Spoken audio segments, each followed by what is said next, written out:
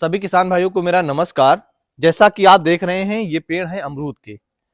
अमरूद के पेड़ में कब हमको कटिंग करनी चाहिए और कैसे कटिंग करनी चाहिए, ये बहुत महत्वपूर्ण रहता है, क्योंकि जिस प्रकार से पौधों की कटिंग होती है उसी प्रकार उनकी बढ़वार होती है, उसी प्रकार उसमें जो है फ्लावरिंग होती है और हमको जो है फसल मिलती है। तो अमरूद में अगर हम जानकारी के तौर पे, अगर आपको पता नहीं है तो आपको जान लेना चाहिए कि अमरूद में मुख्य रूप से 3 बार फ्लावरिंग होती है, जिसको हम बहार के रूप में जानते हैं। लेकिन हमको साल में फसल जो है वो 2 ही बार मिलती है। तो 3 बार, एक होता है अम्बे बहार, दूसरा होता है मृग बहार और तीसरा होता है हस्त बहार। यानी 3 टाइम में फ्लावरिंग होती है, लेकिन हमको साल में मिलते 2 ही सीजन में जो है फल मिल पाते हैं। तो अगर हम अम्बे बहार की बात की जाए तो अम्बे बहार में होता क्या है कि इधर फरवरी मार्च में फूल आते हैं और जो जून से लेकर जुलाई सितंबर तक हमको फल मिलते हैं। अगर मृग बहार की बात की जाए तो इसमें जून जुलाई में जो है वो फूल आते हैं और तकरीबन जनवरी तक हमको फल मिलते हैं।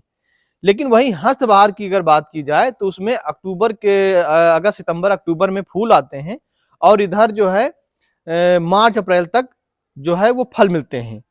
लेकिन अगर फलों की क्वालिटी की बात की जाए तो सबसे अच्छे फलों की क्वालिटी होती है वो मृग बहार में। तो हम कोशिश ये करें कि हमको जो है फलों का उत्पादन मृग बहार में ज्यादा मिले।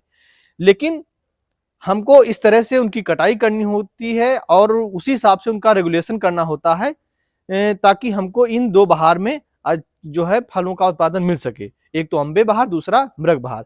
मृग बहार में सबसे ज्यादा जो है और सबसे अच्छी उत्पादन जो है मिलता है, सबसे अच्छी क्वालिटी, क्योंकि यहाँ इस समय कोई रोग और कीट नहीं लगता है। लेकिन अगर वही बात अम्बे बहार की जाए तो अम्बे बहार में उस समय मौसम गर्मी का होता है और बरसात होती है, तो उस समय कीट बहुत ज्यादा लगते हैं, कीड़ों का बहुत ज्यादा प्रकोप होता है, इसलिए उधर थोड़ा सा जो है क्वालिटी कम रहती है। तो हम अगर बात करें, इस समय ये महीना चल रहा है जनवरी का, तो इस समय अगर हम फलों की बात की जाए तो आप देख लीजिए इसमें फल आए हुए हैं। तो ये जो फल हैं ये मृग बहार के जो है फल अभी हैं। तो ये फल बिल्कुल समापन की तरफ हैं, बिल्कुल समाप्त हो रहे हैं। अब फल इसमें टूट चुके हैं, ये देखिए अभी कुछ फल इसमें बचे हैं।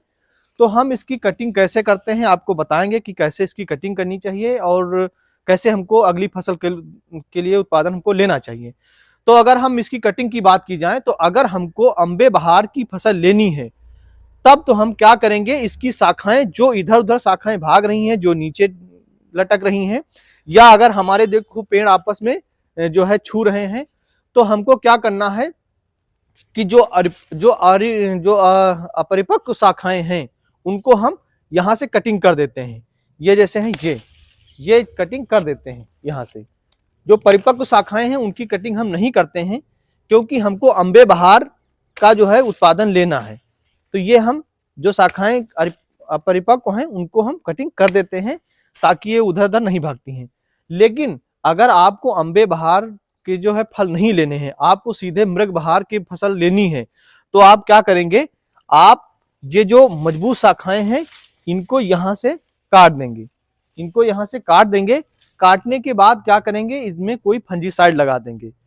उससे क्या होता है कि कोई रोग नहीं होता है, और क्या होता है कि जब मृग बहार की फसल होगी उस समय ये पौधे अच्छे से तैयार हो जाएंगे और अच्छी फ्लावरिंग होगी और ज्यादा से ज्यादा उत्पादन मिलेगा। तो अगर आप भी अमरूद की खेती करते हैं या आप अमरूद के पौधे लगाए हैं कहीं घर में, तो आप इस तरह से इनकी कटिंग कर सकते हैं और इस तरह से जो बहार है उनका रेगुलेशन कर सकते हैं, जिससे आपको अच्छा मुनाफा मिल जाएगा। तो कृषि से संबंधित वीडियो पाने के लिए आप हमारे चैनल पे बने रहिए और हमको सपोर्ट करते रहिए। और अगर आपका कोई सुझाव है, आपकी कोई समस्या है, तो आप कमेंट बॉक्स के माध्यम से लिख सकते हैं। धन्यवाद।